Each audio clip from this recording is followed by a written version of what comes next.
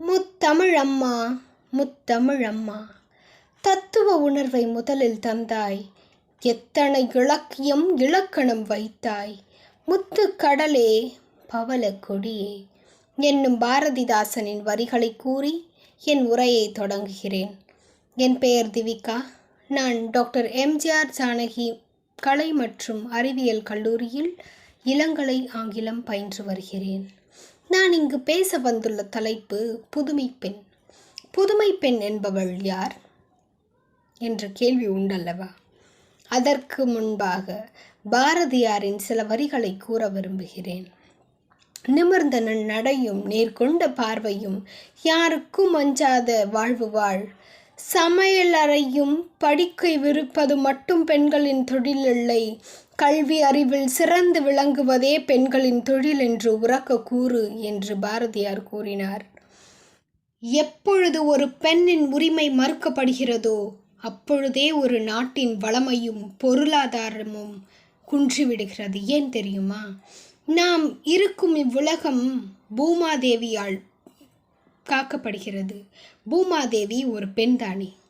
ஒரு பெண்ணுக்கு அநீதி நடக்கிறது என்றால் அது அனைவரையும் பாதிப்பிற்கு உள்ளாக்கிவிடும் என்பதை நாம் நினைவில் வைத்து கொள்ள வேண்டும்.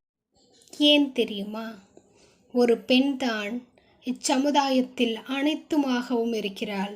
ஒரு தாயாக, சகோதரியாக, மனைவியாக, மகளாக, அனைவரையும் வழிநடத்தி செல்லும் பாட்டியாக என்று பன்முகங்களாகவும் பெண் திகழ்கிறாள் என்றால் அவரை மதிப்பதும் மரியாதையுடன் நடத்துவதும் நம் கடமை அல்லவா? அப்படிப்பட்ட பெண்களை நாம் தெய்வத்திற்கு நிகராக பார்க்க வேண்டும். ஆனால் இப்பொழுதோ அது முற்றிலும் மாறி வருகிறது. அதை நாம் மாற்றுவதற்கு சில நடவடிக்கைகளை எடுத்துதான் ஆக வேண்டும். ஒரு பெண்ணின் நிலை சீர்குலைக்கப்பட்டால் அச்சமுதாயமே அழிந்துவிடும் என்பதுதான் உண்மை.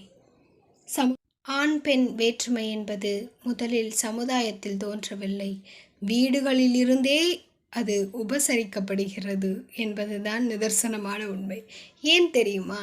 என் தோழிகள் சொல்வார்கள், எங்கள் வீட்டில் நான் என் அண்ணன் இருந்தால் அண்ணனுக்குத்தான் முதலிடம் கொடுக்கப்படுகிறது, எனக்கு அம்முதலிடம் மறுக்கப்படுகிறது என்று. ஏன்? இருவருக்கும் சரிசமமான உரிமையை கொடுக்கலாமே, கொடுத்தால் என்ன தவறு என்று தான் நான் கேட்கிறேன்.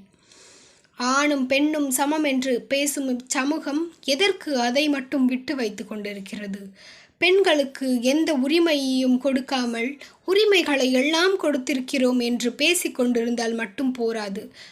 நான் கூறுவது ஒன்றே ஒன்றுதான். பெண்களுக்கு சுதந்திரம் கொடுத்து விட்டோம் என்று வீண் பேச்சு பேசாமல் உண்மையான சுதந்திரத்தை கொடுத்திருக்கிறோமா என்று எண்ணி பாருங்கள். அப்படி எண்ணி பார்த்தால் சுதந்திரம் பெண்களுக்கு கொடுக்கவில்லை, கொடுக்கப்படவும் இல்லை, அவர்கள் எடுத்து கொள்ளவும் முடியாமல் இருக்கிறார்கள் என்பதை அறிந்து கொள்வீர்கள். அறியும் பொழுது தங்களுக்குள்ளும் குற்ற உணர்ச்சி எழும் என்று கூறி வாய்ப்பளித்த அனைத்து நல்லுள்ளங்களுக்கும் நன்றி கூறி விடைபெறுகிறேன். நன்றி, வணக்கம்.